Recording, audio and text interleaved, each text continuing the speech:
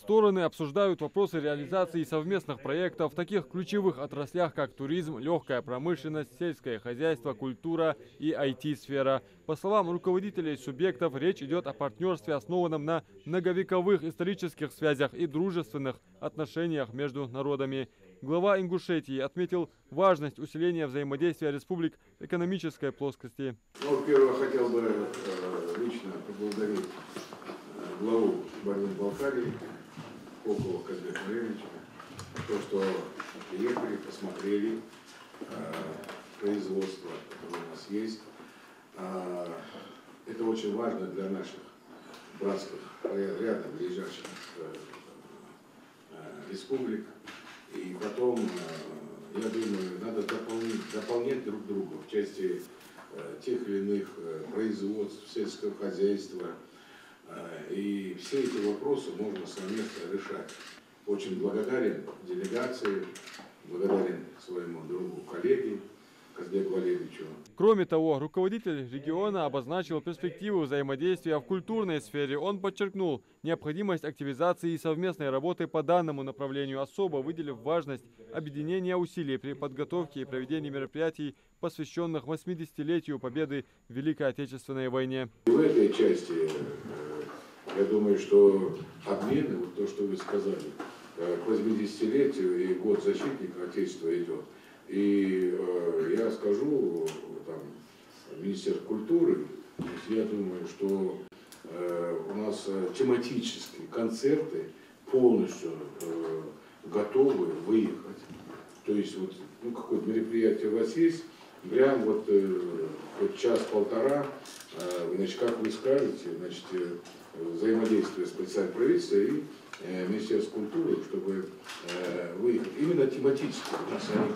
Глава Кабардино-Балкарии, в свою очередь, дал высокую оценку потенциалу развития Ингушетии и предложил пути расширения плодотворного сотрудничества, отметив, что целью визита в Ингушетию является укрепление и расширение взаимодействия. Кроме того, Казбек Коков подчеркнул существенные достижения Ингушетии в подготовке специалистов IT-сферы и предложил рассмотреть возможность взаимовыгодного сотрудничества регионов в данной области посредством организации совместных образовательных программ. Опять же, в свете наших договоренностей о взаимодействии и сотрудничестве, в продолжении и укреплении наших братских отношений наших народов, мы решили провести данную встречу и обсудить вопросы, где мы именно в части экономики могли бы реальные проекты воплотить в жизнь. Вы уже обозначили, сегодня сфера туризма очень активно развивается во всех регионах Северного Кавказа, Кабардино-Балкарии, Ингушетия не исключение, поэтому начиная от совместных маршрутов различных, мы бы могли здесь бы более активно взаимодействовать. Вы вот более конкретно обозначили это. И альпинизм, у нас есть места притяжения серьезные, в Ингушетии есть места притяжения. Здесь бы мы могли более серьезно взаимодействовать.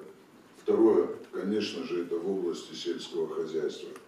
У нас есть определенные компетенции, именно многолетние насаждения в садоводстве. Я знаю, что Ингушетия в этом тоже продвинулась очень серьезно и сегодня развивает данное направление. Здесь мы могли бы именно уже в части науки. Мы обсуждали вопросы развития семеноводства, совместные проекты реализовать.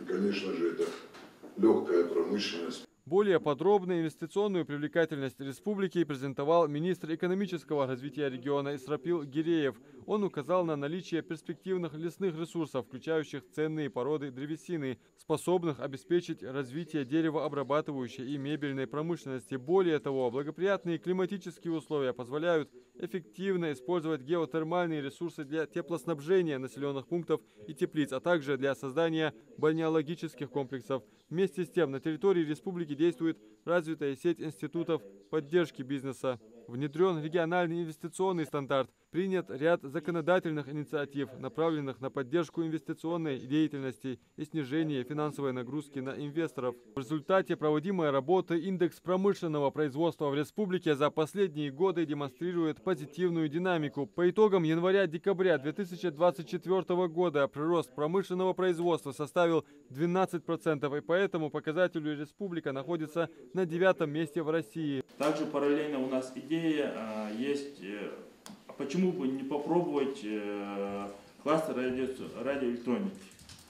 Ближайший кластер в Ставрополе есть. Либо туда мы сейчас рассматриваем как вариант, либо туда войти, либо, может быть, у себя попробовать этот кластер создать. Также у вас есть большой опыт в этом направлении. В результате обсуждения и обмена предложениями сторонами принято решение о формировании рабочей группы из представителей правительств республик с целью дальнейшего конструктивного взаимодействия. Адам Мережков, Султан Магушков, Магаз 24.